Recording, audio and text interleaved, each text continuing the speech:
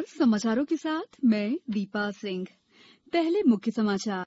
10वीं बोर्ड परीक्षा में 64% बच्चे हुए पास, 15 को मिले 100% अंक। वहीं लड़कियों ने फिर मारी बाजी।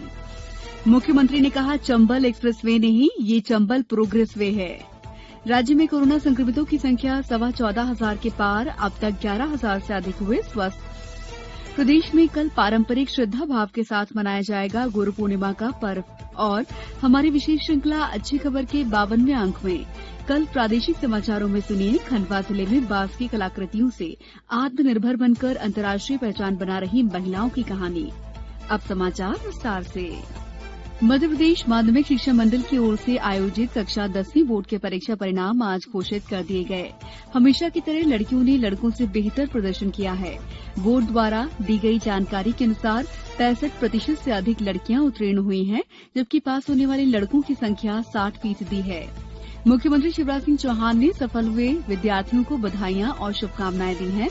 भिंड के अभिनव शर्मा ने 300 में से 300 अंक प्राप्त कर पहले स्थान पर रहे। इसके बाद गुना के लक्षदीप धाकड़, प्रियांश रघुवंशी और पवन भार्गव, पन्ना के चतुर कुमार त्रिपाठी, मंदसौर के हरिओम पाटीदार, उज्जैन की राजनंदिनी सक्सेना और सिद्धार्थ सिंह शेखावत, धार के हर्ष प्रताप सिंह, महू की कविता लोधी, विदिशा की मुस्कान मालवी, देवांशी रघुवंशी, भोपाल की प्रणिका मिश्रा, रायसेन के प्रशांत विश्वकर्मा और वेदिका विश्वकर्मा ने भी 100% अंक हासिल कर प्रावीण्य सूची में अपना स्थान बनाया। कुल 15 छात्रों ने 100% अंक प्राप्त किए हैं। 2 छात्रों ने 99.75 के स्कोर के साथ प्रावीण्य सूची में दूसरी रैंक हासिल की है, जबकि 22 छात्र 99.67 स्कोर करके तीसरे स्थान पर हैं।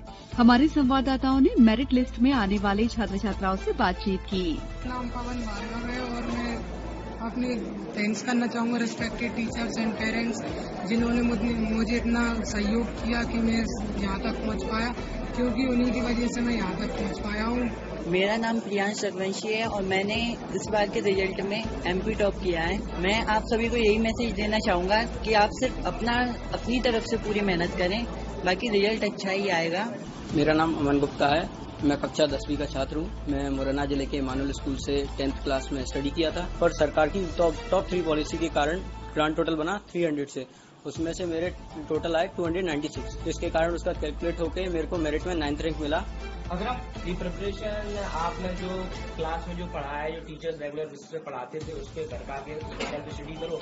और आप मतलब ऐसा नहीं है कि किसी सब्जेक्ट को छोड़ दिया, हर एक सब्जेक्ट को इक्वल टाइम देकर आप पढ़ो, तो आपसे उससे क्लियर होंगे और कंसिस्टेंटली उसको रिवाइज करते रहोगे। लेकिन हाँ, तैयारी अच्छी थी, ये पता था कि अच्छी रैंक आएगी। बोर्ड की ओर से दी गई जानकारी के अनुसार इस साल 10वीं की परीक्षा में नियमित परीक्षार्थियों के रूप में 8,93,336 परीक्षार्थी और स्वाध्यायी परीक्षार्थी के रूप में 2,04,110 परीक्षार्थी शामिल हुए थे। इनमें से 3,42,390 परीक्षार्थी प्रथम श्रेणी में, 2,15,162 परीक्षार्थी द्वितीय श्रेणी में और 2,922 परीक्षार्थी तृतीय श्रेणी में उत्तीर्ण हुए। कुल परीक्षा परिणाम 62.84% रहा। नतीजे मंडल की वेबसाइट पर उपलब्ध हैं।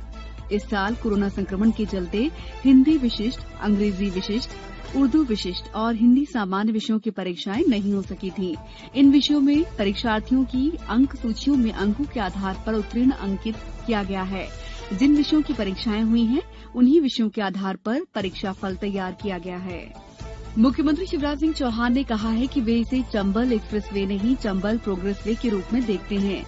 श्री चौहान केंद्रीय परिवहन मंत्री नितिन गडकरी के साथ चंबल एक्सप्रेस वे पर वीडियो कॉन्फ्रेंसिंग के माध्यम से चर्चा कर रहे थे।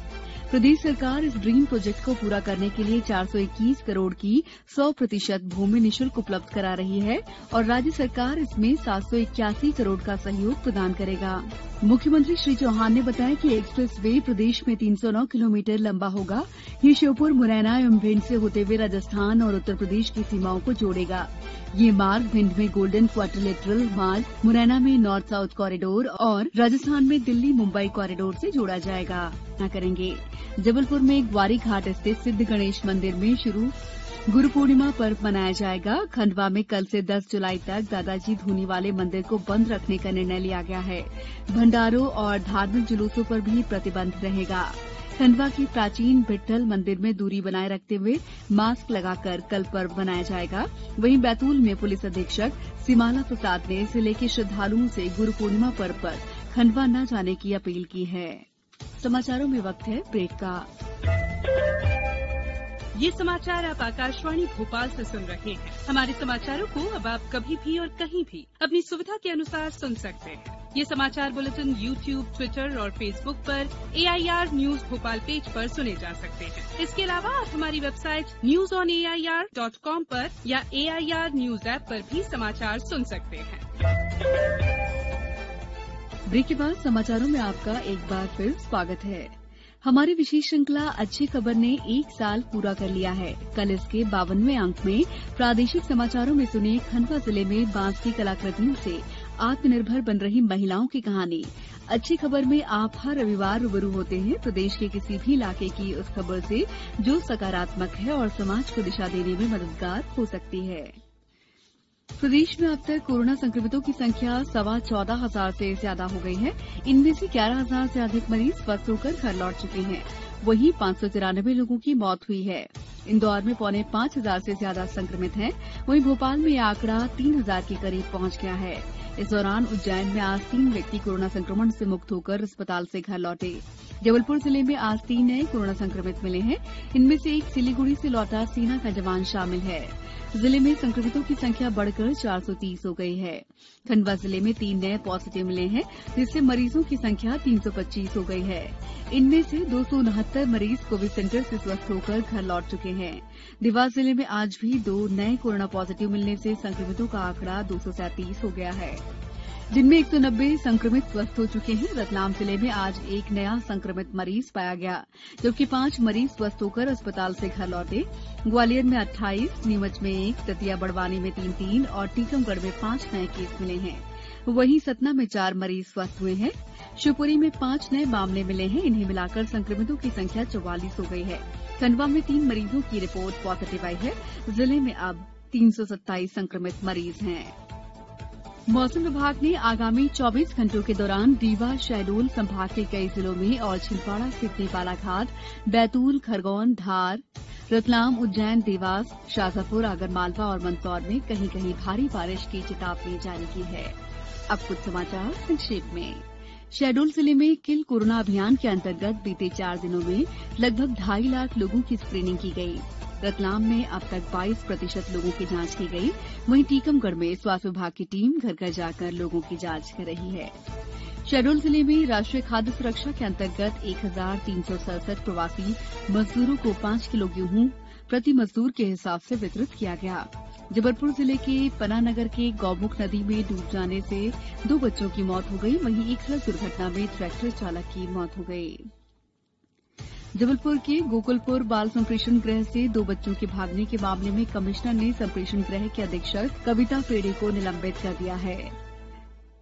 मंदसौर शहर सहित 4 विकास खंडों में नेशनल लोक अदालतों का आयोजन आज वीडियो कॉन्फ्रेंसिंग के माध्यम से किया गया, जिसमें अलग अलग तरह के मामलों का निपटान किया गया।